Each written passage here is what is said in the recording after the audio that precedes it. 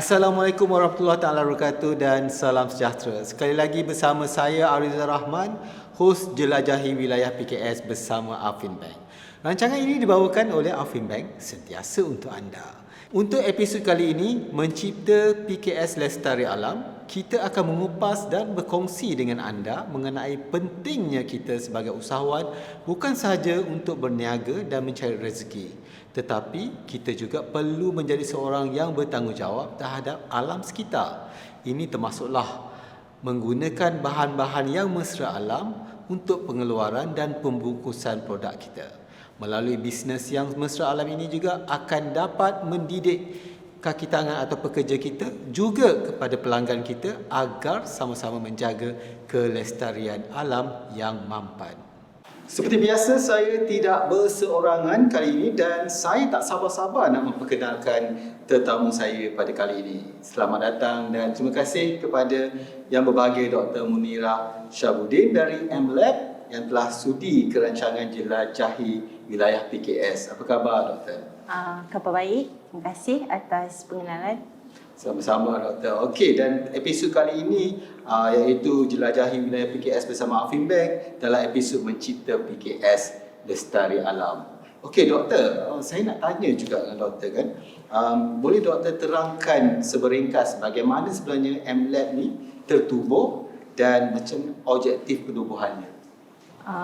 MLab ditubuhkan pada awal tahun ini, tetapi sejarah penubuhan MLab telah bermula dalam 10 tahun yang lepas. Oh, lama dah. Di mana saya aktif dalam pembuatan prebiotik dan mikroorganism untuk kelestarian alam sekitar dan pertanian organik. Okey. Berdasarkan pengalaman saya belajar di Korea Selatan, di Amerika dan juga di Jepun. I see. Jadi di sana mereka banyak menggunakan mikroorganisma yang bermanfaat untuk kesuburan tanah dan juga untuk penyelesaian masalah-masalah berkaitan alam sekitar. Okey, so jadi MLab tu ditubuhkan, apa objektif ditubuhkan? Baru setahun kan? Boleh Doktor kongsikan objektif ditubuhkan di Malaysia pula? Okey, objektif penubuhan MLab adalah untuk terlibat dalam aktiviti kelestarian alam sekitar yang menggunakan penyelesaian secara semula jadi. Okey. Jadi menerusi pengalaman semasa belajar dan juga penglibatan dalam bidang organik. Jadi kita gunakan mikroorganisma yang bermanfaat ini untuk menyelesaikan masalah alam sekitar di Malaysia. Betul. Sekarang ni kita dapati sebenarnya banyak isu masalah alam sekitar kan? Ya. Dan insya-Allah dengan tertubuhnya MLab ini dapat membantu sedikit sebanyak membantu negara dalam menyelesaikan masalah alam sekitar. Ya, betul.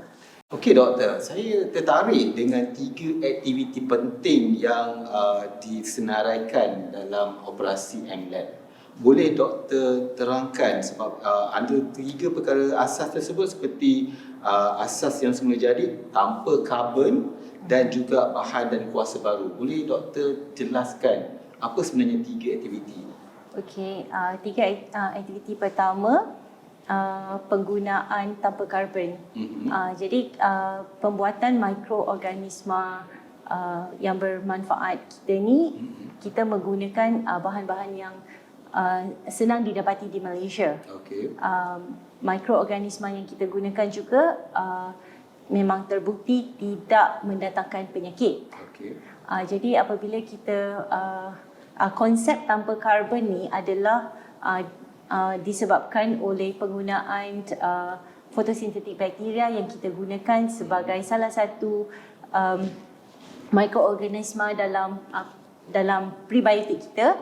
Jadi dia dapat mengurangkan pelepasan karbon di atmosfer kita. Okey. Jadi kita juga dengan penggunaan ini kita dapat mengurangkan kadar pelepasan karbon dan seterusnya terlibat dalam misi untuk mengurangkan kesan pemanasan global. Okey, menarik. Ya. Jadi sekurang-kurangnya dapat menyelesaikan isu-isu alam sekitar bukan sahaja di Malaysia, malah boleh membantu untuk seluruh dunia lah. Ya, dan juga prebiotik yang kita gunakan juga boleh mengurangkan bau busuk yang terdapat di tempat pelupusan sampah, Okey. mengurangkan bakteria di kawasan pasar-pasar. Betul. Jadi kerja-kerja pembersihan tidak lagi tidak lagi Terlalu kompleks. terlalu kompleks kerana bau busuk selalunya akan Susah nak diselesaikan lah. ya betul.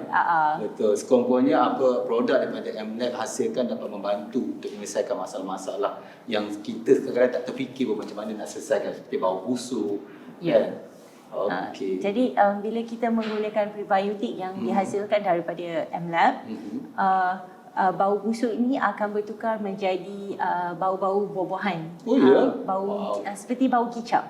Serius? Okey. Dia kerana proses fermentasi dan juga penguraian bahan-bahan organik yang terampai dalam sistem tersebut. Okey doktor, jika kita lihat ramai usahawan-usahawan di luar sana berniaga kerana mereka minat berniaga. Dan selain itu juga kerana untuk mencari pendapatan lah. Tapi ramai di antara kita juga usahawan-usahawan ini tidak peka atau kurang peka tentang penggunaan bahan-bahan yang mesra alam contohnya, ataupun tidak memikirkan impak kepada alam sekitar. Mungkin kerana kesan kepada kos, kerana terlalu mahal dan juga sukar untuk mendapatkannya. Jadi mereka mengambil jalan mudah ataupun memang itu yang ada di depan mereka, seperti penggunaan plastik, penggunaan minyak yang murah dan sebagainya. Jadi apa pendapat doktor? Okey, pada pandangan saya tak adil juga untuk kita kata kepada pengusaha PKS tentang penggunaan plastik kerana mereka tidak peka tentang alam sekitar. Seharusnya kerajaan dan badan-badan tertentu kena menyediakan kemudahan untuk pelupusan secara selamat dan teratur. Ini kerana penggunaan plastik adalah sangat murah dan efektif bagi pembungkusan, keselamatan dan juga penggunaan dalam kehidupan seharian. Sekiranya kita beralih kepada bahan mentah lain seperti daripada kayu, kertas, satu kos akan menjadi terlalu tinggi dan tidak mampan pada perniagaan mereka. Jadi seharusnya kita menyediakan ruang teknologi hijau dan yang berteras tinggi supaya kita dapat melupuskan bahan-bahan plastik ini secara selamat tanpa mencemarkan alam sekitar. Kemudian kita juga hendaklah aktif dalam kegiatan pengasingan bahan-bahan pembuangan ini supaya bahan-bahan plastik, kertas dapat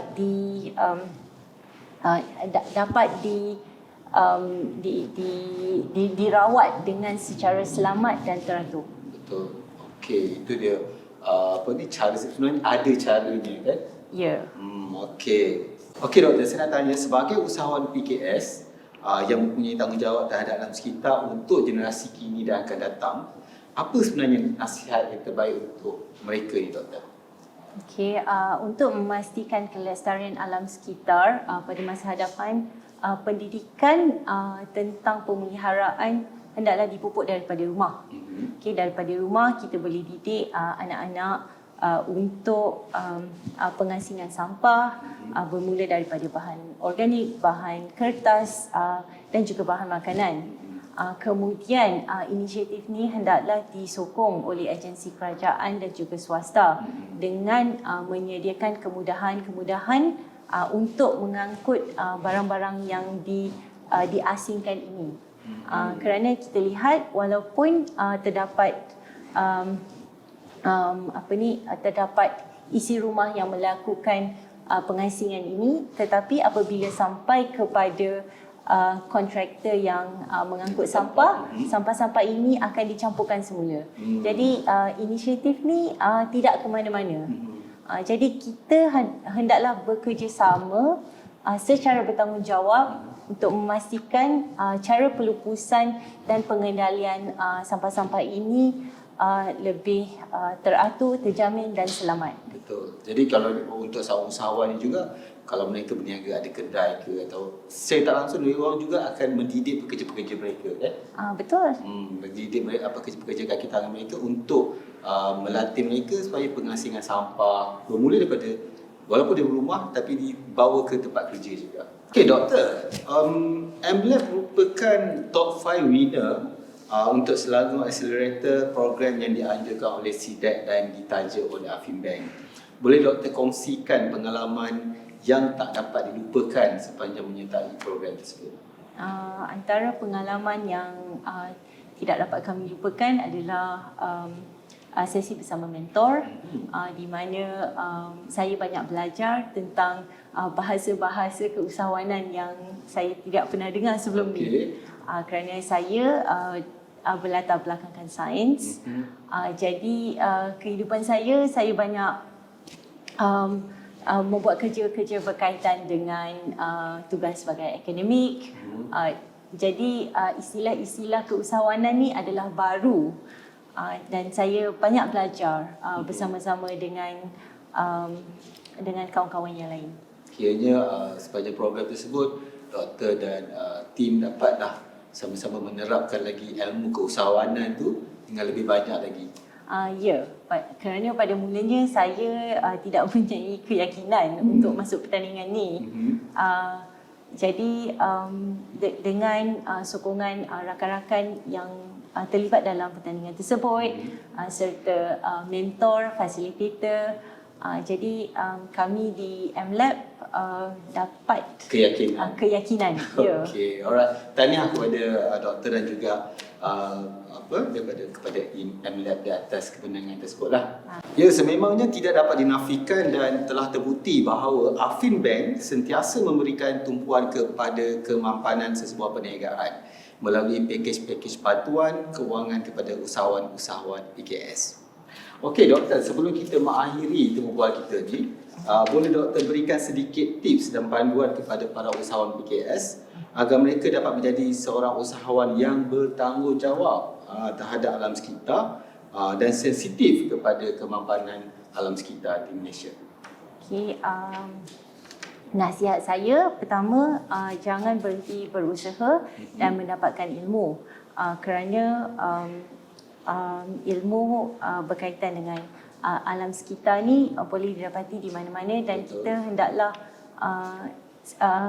terus-menerus mendapatkan ilmu.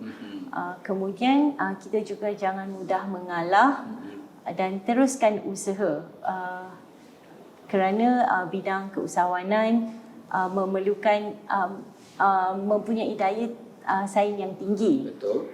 Jadi kita kena mempunyai semangat dan iltizam yang kuat untuk terus berjaya, dan pada masa yang sama kita juga hendaklah bekerjasama dengan pesaing kita supaya kita dapat menghasilkan produk dan perkhidmatan yang lebih baik. InsyaAllah. Kan? Sebenarnya pesaing ni bukannya musuh kita, tetapi adalah satu, orang kata, untuk kita sama-sama lebih meyakini, kan? Untuk kita lebih maju dalam perniagaan. Okey, terima kasih kepada Dr. Munira dari MLab yang telah sudi datang untuk ditemu bual, dan kami doakan supaya Dr. dan MLab terus maju jaya di masa akan datang. Terima kasih. Saudara-saudari para penonton, walaupun sebagai usahawan PKS, kita sebenarnya hendaklah bersama-sama menjaga kelestarian alam sekitar. Walaupun kita berniaga, sehebat mana pun perniagaan kita, tetapi kita abaikan tentang kepentingan alam sekitar, pasti ianya akan membawa sesuatu yang buruk di masa akan datang.